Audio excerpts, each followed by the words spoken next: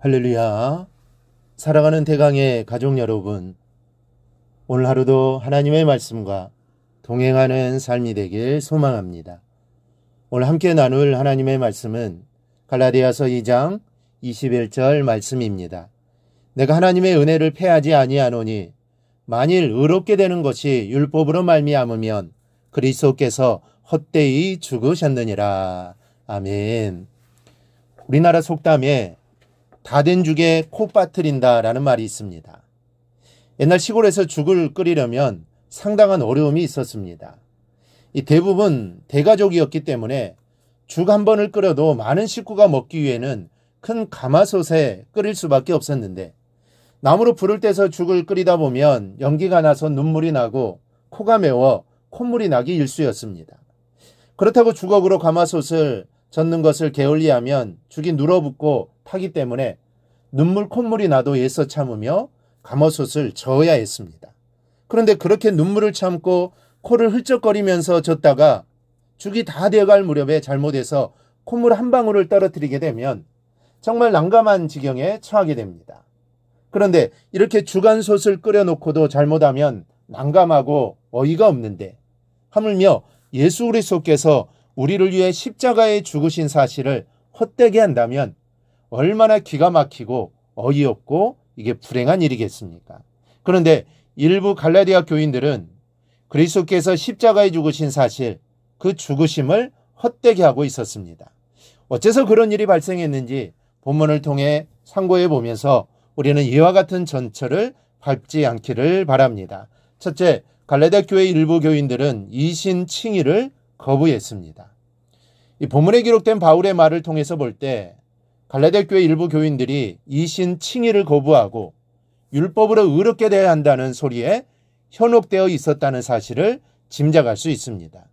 말하자면 이들은 자신들이 뭔가 구원받을 만한 일을 하고 그것을 하나님이 의로 인정해 주시면서 구원을 베풀어 주셔야 실제로 구원받은 것 같은 느낌이 들었던 겁니다.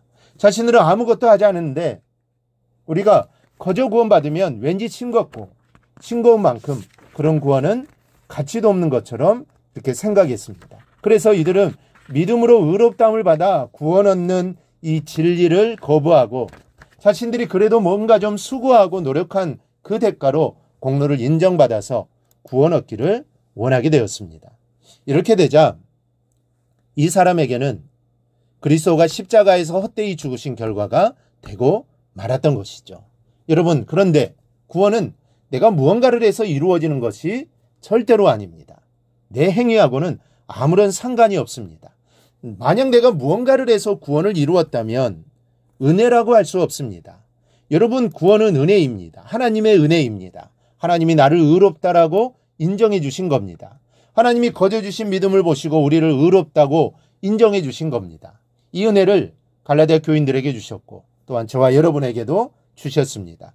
그러므로 우리 모두 내가 믿음으로 의롭다라고 인정받았다는 사실을 절대로 잊지 않고 살아가기를 축복합니다.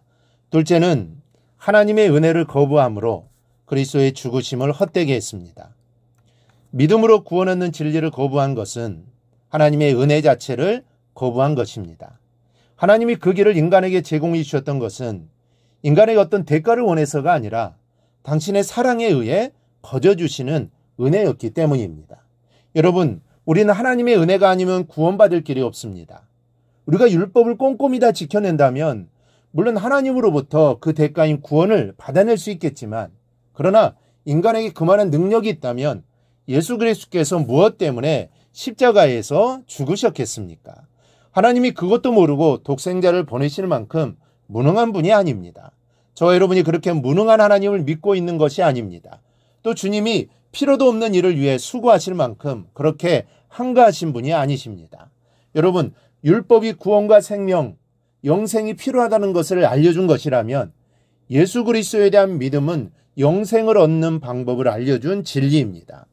인간의 노력으로 구원받는 것을 불가능하다는 것을 알려준 것이 율법이기 때문에 하나님이 손수 믿음으로 구원 얻는 마지막 보류를 은혜로 마련해 주신 겁니다.